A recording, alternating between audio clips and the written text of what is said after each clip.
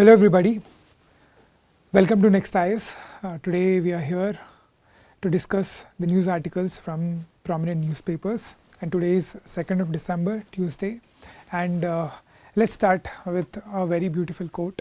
The quote goes like this: the magic that you are looking for is in the work that you are avoiding. So we tend to avoid those sorts of work which we feel that these are very tough for us.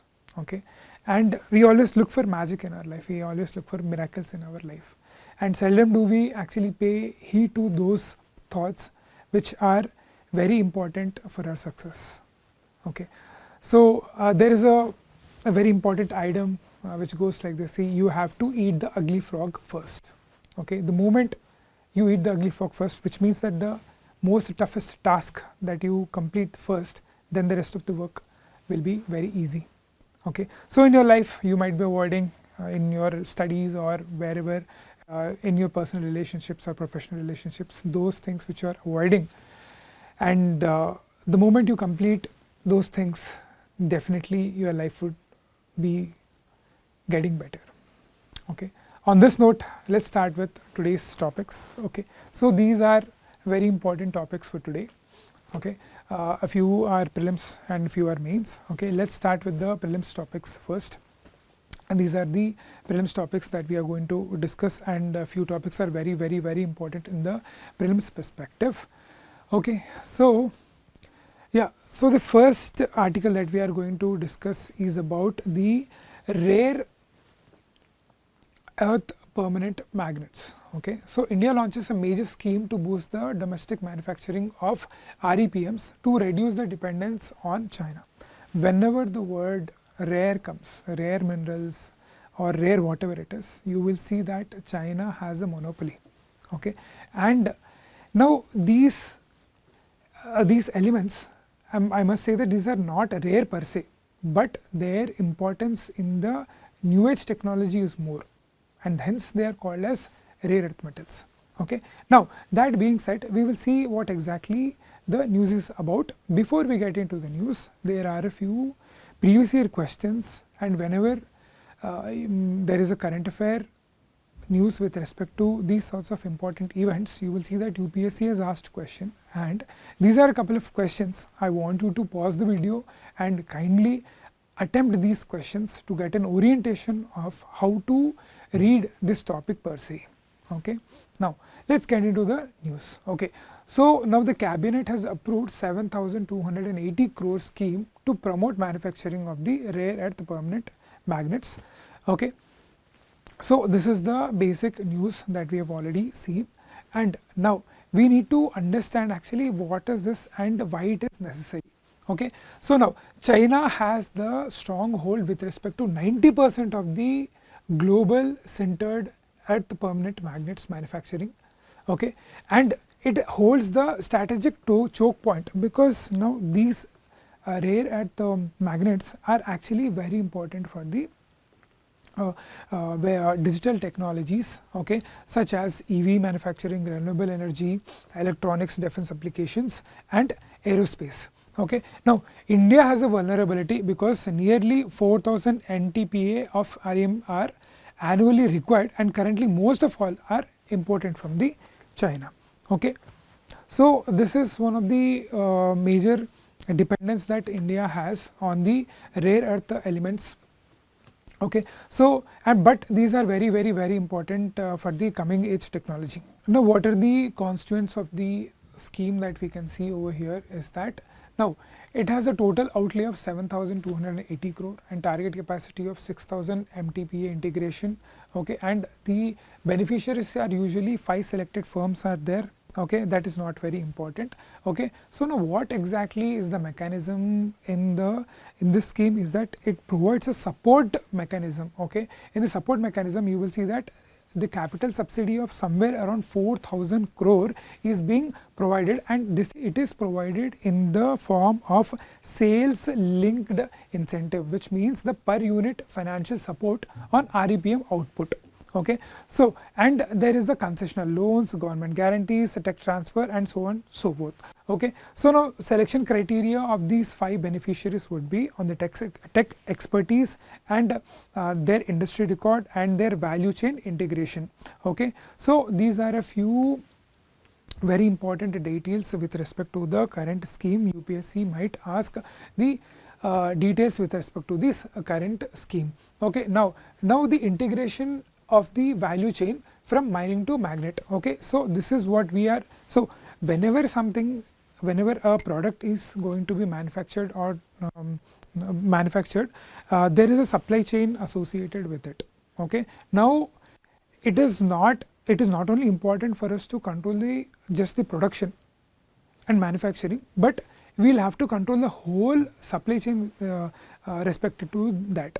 Okay. And unless and until we do that, we will not be able to have strong hold in that particular arena. Okay. So, now that being said, you will see that firstly with respect to the rare earth magnets, you will see that the mining and extraction of the rare earth magnets, and after that ore processing, and then power creation, and then centering and quality testing, certification, and industrial export quality. Okay. So, this is the value chain completely you will see in the rare earth magnets manufacturing. Okay. So, now why does it matter? It matters, as we have already discussed, it is very important because of its wide and varied uses, such as the renewable energy. For example, now in the wind turbines, you will see that these magnets are very important for the usage. And next one is the electric motor vehicles. You will see that around India is right now seeing a very steep increase in the production of the EVs. Okay. We are going green and we have NDCs, right, NDC.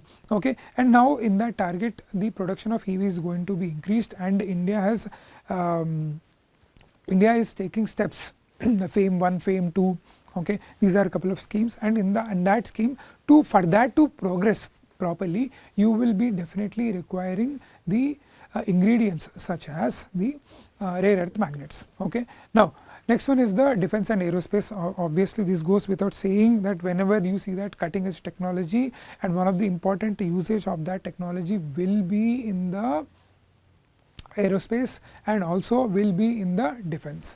Okay. So, now what are the challenges associated with this manufacturing in India, and with respect to the scheme implementation and everything? You will see that the technology expertise gap. Okay. We have the technology right now, but how to implement that and how to gain maximization from that would be a major issue, because right now you will see that China has single-handedly controlled almost all of the rare earth magnets and rare earth elements per se, and now it has the market share built and decades of expertise with respect to the manufacturing. Okay. But India lacks that. Okay. It already has the first movers advantage. Okay. We do not have that. Okay. And also you see that we have a mass exodus of the very important scientists. The brain drain which has occurred and is occurring, and it might also occur in foreseeable future, is a major impediment for this. And next is the environmental and social concern. Okay. See, this is a mining issue. Okay. Whenever you see mining, there will be definitely, you will see that rare earth mining environmental implications will be there on that. And next one is the global competition. Okay. USA, Japan, Europe, and they are also pursuing the same technology, and they have comparative capital advantage, technological advantage, and the human resource advantage. And next one is the implementation risk, and it is obviously capital intensive, high amount of technology is required, high amount of policy formulation, high amount of policy regulation, okay, policy regularity. So, all these things are required, and it is of course it is going to be an issue, but we will have to overcome all these to put our leg in the coming foreseeable future. So, the second article is about the index of industrial production. Okay. So, recently we saw that it fell to 0.4% in the October month, and it is driven by the contradictions in electricity, consumer, and non-durables. Okay. So, what it is showing is that there is a decreasing trend. Okay, now whenever these sorts of trend are seen very drastically, then UPSC might ask the question, and you can also see that these are a couple of questions that UPSC has previously asked, and I want you to pause the video and please attempt this question. Okay, now, so what's the news? The news is saying that the index of industrial production growth, so it is not growth, it is the growth which fell to 0.4% in October 2025, and it is the weakest in the 14 months. Okay, as electricity, mining and consumer non-durables contracted, signaling a slowdown in the industrial activity. In the previous question, you saw that what exactly is included in the in industrial index. Okay, now let us see what are the constants of the industrial index. See now, see, it is a monthly indicator measuring the volume of industrial production in India. Simple, as simple as that. It is a monthly indicator. Okay, it is a monthly indicator, and it is released by NSO, National Statistical Organization, and the base year is 2011 and 12. Okay, and the number of items are there are 407 items, and it is the index formula is Laspeyres index. Okay, so what are this sectoral composition, in which the mining is 14.4%, manufacturing 77.6%, and electricity is 8%. Okay, and the use based classification, which is the primary goods, capital goods, intermediate goods, infrastructure construction goods, consumer durables and consumer non-durables. Okay, so UPSC might ask what exactly are the use based classification under the industrial index of industrial production. Okay, then you will have to remember these parameters. Okay, so what is the frequency? It is released actually monthly. Okay, and now what exactly is the purpose of this? The purpose is that it tracks the industrial health, business cycles and aids in the RBI's monetary policy. Okay, and now it is important in the policy of used by RBI, okay, Niti Aayog and economic forecasting. Okay, so and there are other details which are not much of importance, but you need to understand that it is produced, it is released monthly, and the base year is 2011 and 12. Okay, and there are 6 parameters which have already delineated, and okay, and it is monthly, it is released monthly by the NSO. That is very important. Okay, and recently we saw a dip in the growth by 0.4%. Okay, fine. So this completes our second article. So let's move on to our third article. So recently we have been seeing much discussion about antimicrobial resistance. Okay, growth of antimicrobial resistant bacteria in India. Okay, and if we see that around 86% of Indians, 86% of Indians carry one or the other antimicrobial resistant bacteria. Okay, so it is a very big health hazard. Okay, we are actually taking time bombs. Okay, so the article actually talks about the India's new AMR action plan. Okay, and it aims to strengthen the surveillance, regulation and One Health coordination to tackle the rising antimicrobial resistance. Okay, and you see that in the previous year UPSC has asked a particular question directly on the antimicrobial resistance. Okay, I want you to please pause the video and kindly attempt this question. Okay, so now India has launched the second National Action Plan on Antimicrobial Resistance, okay, which is 2.0, okay, NAP, National Action Plan, AMR, Antimicrobial Resistance, which is which will pan out from the 2025 to 2029. Okay, the previous action plan was launched in 2017. Okay, it was launched in 2017. Okay, so this is the news, and now we will kindly see the exact constituents of this action plan. Okay, so now what are the facts about the NAP? See, the latest NAP version is launched in November 2025. Okay, it will go on for the till 2029. Okay, the first I've already told you it was launched in 2017, and now the approach is One Health approach. Okay, see, antimicrobial resistance is not a singular one-sided tangent oriented issue. Okay, you are taking the antimicrobial constituents, okay, from not only from your food, not only from your medicines, but you might be taking it from food, you might be taking it from your water, you might be taking it from the fish that you have, or pulses that you have, or you might be taking from the poultry that you have, okay, because they are also fed. Okay, now with the biomagnification, bioaccumulation, you will see that the amount of antimicrobial drugs which are slowly infused into different system get accumulated, and once you consume it, you also acquire the properties of antimicrobial resistance in your body. Okay, so and now this can't be solved without having all the stakeholders. Okay, it is the One Health approach includes everything, and it includes all the stakeholders. Okay, so who are the stakeholders? There are more than 20 departments and ministries are involved in this new plan, and each one are required to prepare their own action plans with defined timelines and budget. Okay, so it is saying that more or less the coordination is being fostered with this action plan. Okay, so now what are the key strategies associated with this? You will see that there is awareness and education, promoting of the research and everything, and strengthening the laboratory capacity and surveillance, infection prevention and control in the healthcare, and optimizing use of the antimicrobial agents. Okay, so I would say that above everything, the optimizing the use of antimicrobial agents is very important. Okay, and the last one is the strengthening the governance with respect to the antimicrobial resistance, and in this the intersectoral coordination is very important. So let's move on to our next article. This next article, it talks about the 2027 census and the features that the new features that we are going to introduce in the 2027 census. Okay, now 27 census will use digital tools and geospatial approach, okay, for the better data collection, and it to capture the India's expanding urban, peri-urban and transitional areas. Okay, so now before we get into anything, we need to understand that the census, it is going to happen, it is going to be conducted after a very long time in India.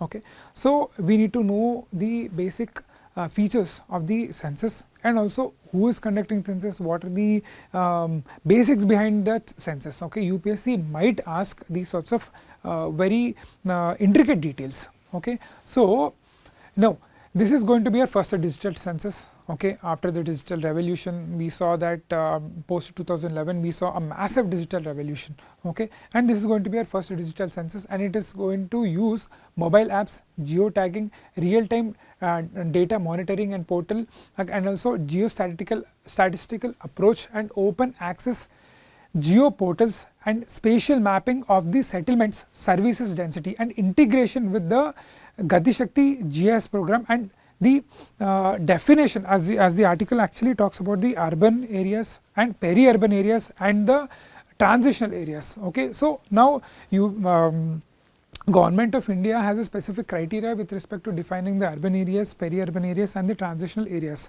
Okay, so and the usage of technology will be furthering the exact and accurate collection of these data.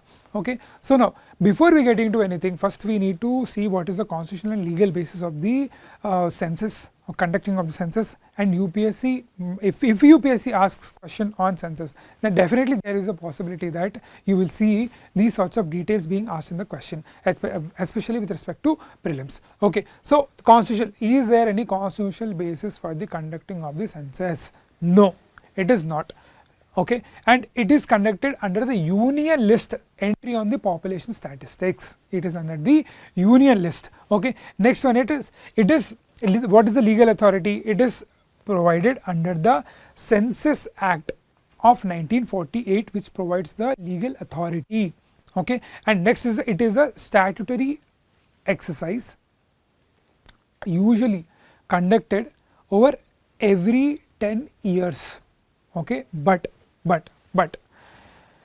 2021 was supposed to be the year when we were supposed to conduct our census, but because of COVID we were not able to, and it is being postponed because of elections and so on so reasons. And right now 2027 we might see that next census is going to get conducted. Okay, and now who is the conducting authority? UPSC might be asking these sorts of very important intricate details, and the Office of Registrar General of and Census Commissioner of India under Ministry of Home Affairs. This is a very important detail that you need to understand and remember. Okay, now another important data over here is that it is the first synchronous census occurred in India in 1881. Okay, and last one was completed in 2011, which was 15th. Okay, last time UPSC has asked 2024 delimitation. Okay, when delimitation was very much in the news. Now you see that in 2011 that was the 15th census conducted. Okay, 15th census conducted, and 2021 obviously was postponed due to COVID-19, and now it is going to be one of the largest administrative exercise in the world. Okay, and the urban data collection, okay, it will see why it is important. Okay, now unless and until we have data, we will not be able to implement, we will not be able to plan, we will not be able to implement schemes. Okay, or any welfare measures, how our growth trajectory should be, how our developmental process should be, how our education should be, okay, and where we have to focus and where we shouldn't focus. All these are dependent on the data that we have. Okay, the more accurate the data, less biased the data, the more you will see that the better implementation of the policies and better growth and developmental parameters can be measured.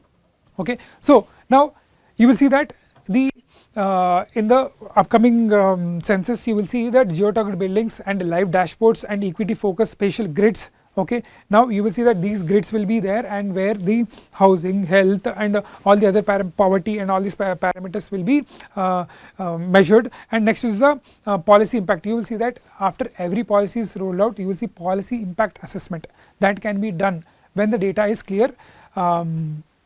Okay, in this line you will see that the census 2027 is trying to improve.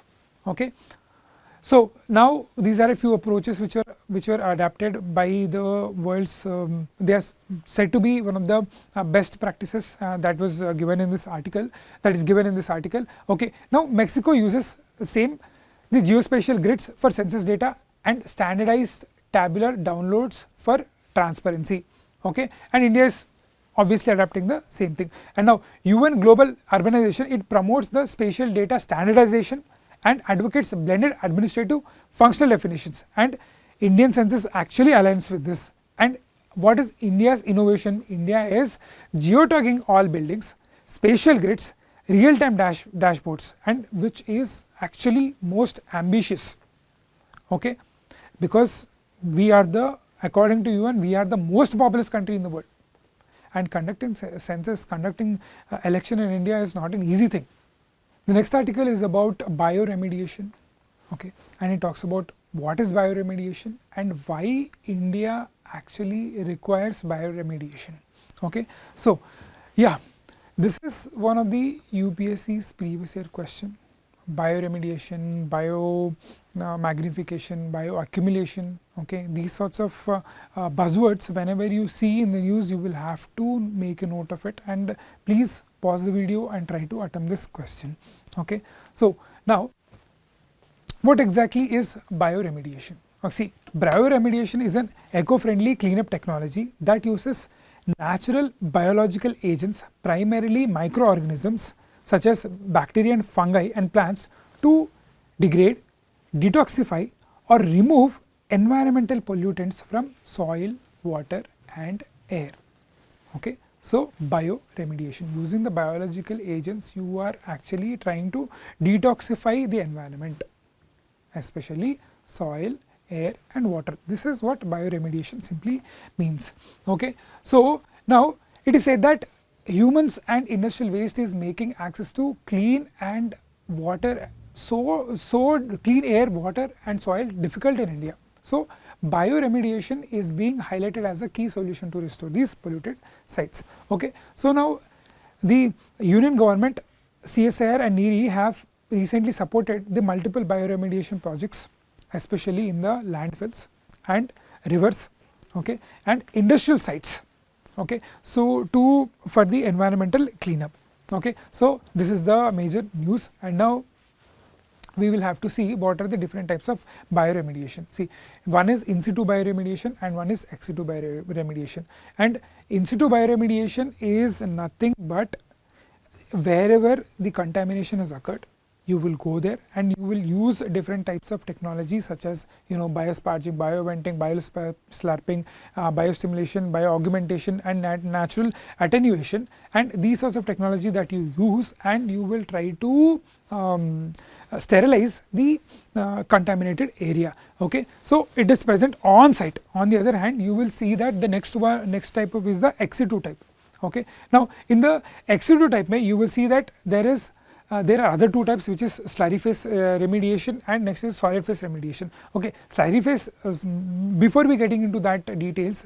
the ex situ is nothing but, see, something is contaminated, you take that contaminated, for example soil is contaminated, you take that contaminated soil and you go to a specific place where this ex situ bioremediation technology is being placed, and there you put in and you try to sterilize that, okay. This is known as ex situ bioremediation, okay. So, and biopiling, land farming, composting and biofilter, these are like solid phase, and on the other hand the slurry phase is nothing but which has the liquid component in it. Now let us see why it is actually important, okay. So we are actually facing very high levels of pollution in our country, okay, because of urbanization, rapid industrialization, okay. You will see that all these pollutants, so we have actually created what is required right now, okay, with respect to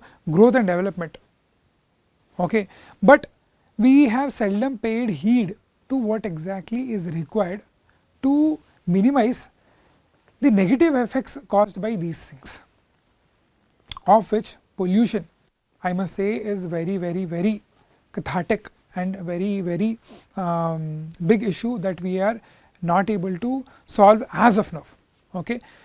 Okay. So now the rapid industrialization, you will see that Ganga, Yamuna and Godavari or whichever river, you see that the pollution level of these water pollution levels is very high, okay, and which states that it is very important for us to go for other ways, excluding the conventional ways, which is the bioremediation. And now the government push CSIR and NEERI and in the Ministry of Environment and Swachh Bharat Mission and other green initiatives are promoting these bioremediation process, okay. And now what are the traditional methods, the conventional methods of excavation, incineration and which are expensive, and these are incomplete and energy intensive. On the other hand, bioremediation offers cheaper, sustainable alternative using microorganisms to break down the pollutants, okay. So if the statement in the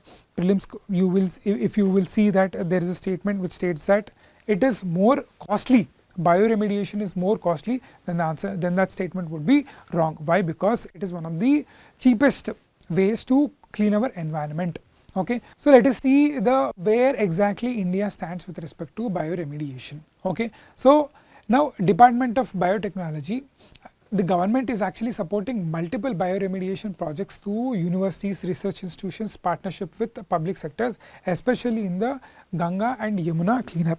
And also CSIR and NEERI have taken the leadership with respect to the managing the proposals and pilot projects, especially examples such as landfills like Mattanagalli in Bengaluru and oil spill cleanup framework using the microbes, okay. So these are a few initiatives taken by the Indian government, okay. So now the applications of the bioremediation, where this can be applied, okay. So this can be applied in the cleaning of oil spills, remediating the heavy metals and restoring the polluted rivers and lakes, and treating sewage, sludge and landfill leaching, and also reclaiming the industrial brownfields, okay, and treating the pesticide contaminated soils, okay. So in Bengaluru there is a small water body called as Bellanduru, okay, Bellanduru Lake, Okay, that Bellanduru lake was so contaminated and so polluted that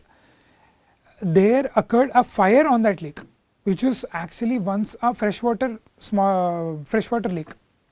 Okay, the amount of effluents that we are actually inducing into the water bodies is in a very cathartic level. Okay, so in that case we can use the these sorts of bioremediation. UPSC has also asked this question, such as the oil zapper. Okay, oil zapper technology, it is used as a method of bioremediation to oil cleanups. Okay. So, next we will see what are the advantages of these technology. It is see, nature is used to prepare the repair the nature, and it is treated one of the safest, and it can treat many pollutants such as arsenic, fluoride and nitrate, and it is very less energy consuming. Okay, and on the other hand, what are the disadvantages? It can only treat the biodegradable pollutants, not the non biodegradable pollutants, and its products can be more toxic than the initial pollutant. Sometimes the products can be more toxic than the initial pollutants. It is very time consuming, especially XC21, where you will have to take it, you will have to identify, take that to the XC2 place, and you will have to again go through the process of remediation, and again you will have to get back and see and test. Okay, so it is a very tedious process. Okay. The next news article is about Sanchar Saathi app. Okay. So, the government has actually ordered all the new smartphones to come with a pre-installed with the Sanchar Saathi app to verify IMEI, block stolen phones and curb telecom fraud. Okay. So, what is this? Before we get into what is this, we will actually see a previous year question. Okay, this is one of the previous year question. Okay, so whenever such very important technology was introduced, UPSC has asked a question, and I want to pause the video and attempt this question. So, we have already seen that the government has actually ordered all the mobile manufacturing companies to pre-install the Sanchar Saathi app. Okay, so government has seen that 50,000 mobile phones were actually recovered because of using this app. Okay, and looking into this, and also the cyber security issues are going on, and mobile fraud, money fraud, banking fraud, and theft. So, mobile theft and all these conditions are occurring, and that is the reason why government has said that you will have to definitely make sure that this app comes with pre-installed. Okay, and it might actually face a bit of resistance from prominent mobile manufacturers such as the Apple iPhone. Okay, let us see the key features of this app. So, what are the key features of this app is, one of them is that CEIR, which means that the Central Equipment Identity Register. Okay, so with the help of this, you will be able to report your lost and stolen phone. Okay, once it is lost, if you have registered, then you will be, based on your IMEI number, you will be able to block that mobile, and that mobile will not function. Okay, and you will be able to track where and how the mobile is. Okay, and this is one of the important detail, and the next detail is that the Chakshu report suspected fraud communications. Okay, so you will see that if there is any fraud messages coming, fraud calls coming, you will be able to easily identify, and this app allows you to report directly through call or message, and which is the quick action. Okay, and there will be a portal which will be available to you. Okay, and in this portal you will be able to report, and you will be able to track different services, such as if there are any suspected fraud or international call, or if you have lost mobiles or your mobile connections, and your wireline internet service provider can also be tracked. Okay, and there is also one more feature, which is the Know Your Mobile feature, where it will help you to check the validity or authenticity of your mobile phone before purchasing it. Okay, so like this, and also there is a telecom analytics for fraud management and consumer protection, in which it allows all the users to check the number of mobile connections they registered under their particular name using their Aadhaar ID. Okay, and you can also see in the recent times you will see that you don't even know that your Aadhaar card might have been used for different phone connections. Okay, with the help of this app you will be able to easily track, see how many numbers have been issued under your app, your name, using your Aadhaar ID. Okay, the next article talks about the Finance Commission. Okay, and it talks about the imbalances between the central and state distribution of the resources. Okay, so now before entering into this article, let us try and see the previous year questions with respect to the Finance Commission. I want you to pause the video and kindly attempt these questions. Okay, so this is one of the main questions that was asked. Okay, and Finance Commission and devolution of finances is very important with respect to GS2 and GS3. Okay, so what exactly the article talks about? The article talks about the fiscal space crisis. Okay, so it states that the fiscal space which was actually given to the states is actually being slowly moving towards the center. The power dynamics is towards shifting towards the center, and combined with the GST revenue devolution issues, and states actually face severe financial constraints while managing these welfare schemes and the welfare sectors such as health, education, infrastructure. Okay, and it also suggests that the central government must increase the transfers to balance equity and fiscal sustainability. Okay, now before getting into that, now let us actually see the very important facts with respect to prelims. Okay, now 14th Finance Commission, okay, which stated the 42% of divisible central taxes to the states, which is, see, we have vertical evolution and horizontal evolution. Vertical evolution is the how the center divides between to the states, and center to the states, and horizontal devolution is the between the states. Okay, so now key changes that was introduced in the 14th Finance Commission was it increased from 32% which was there in the 13th Finance Commission. Okay, and now the horizontal devolution, the interstate shares based with the formula of population, demographic change, income distance, area and forest cover. Okay, now kindly remember the metrics over here, which is the population was 17%, demography change was 10%, income distance was 50%, and area 15%, and forest cover. Okay, now next came the 15th Finance Commission, in which the 41% of the divisible pool and 1% was given to the Jammu and Kashmir.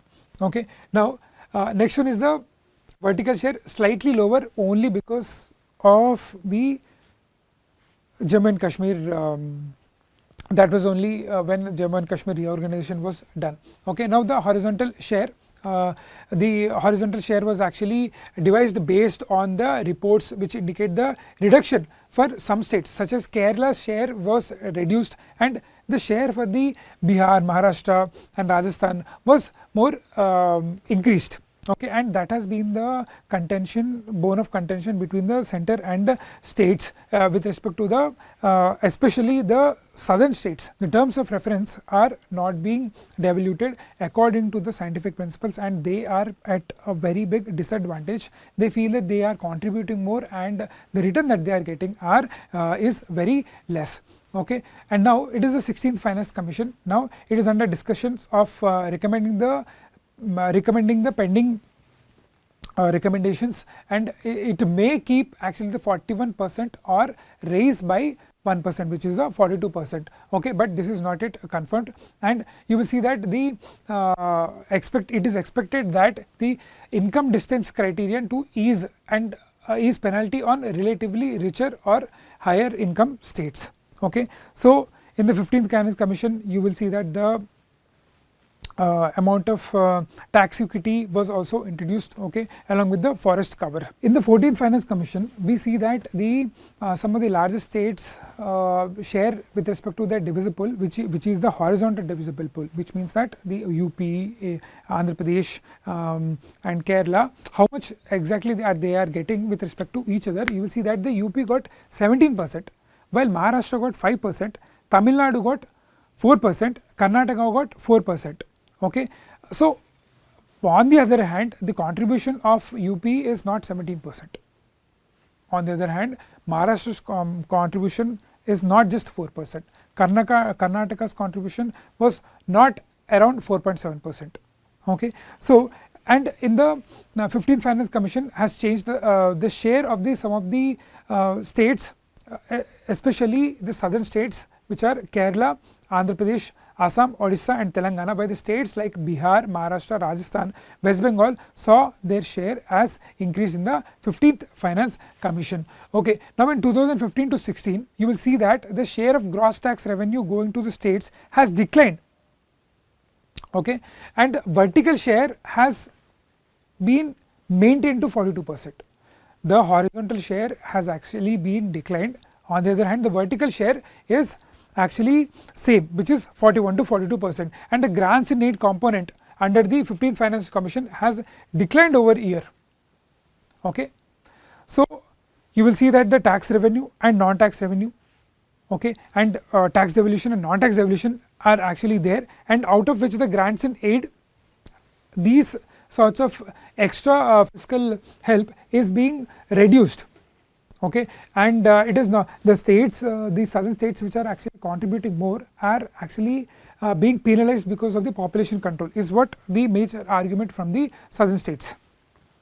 Okay. So, you need to understand one of the important prelims facts is that Article 280 enshrines for the Commission of Finance Commission. Okay. The Finance Commission is appointed by the President of India. Duration is for 5 years. Okay. This is very important. These are very important key facts that you need to remember with respect to the Finance Commission.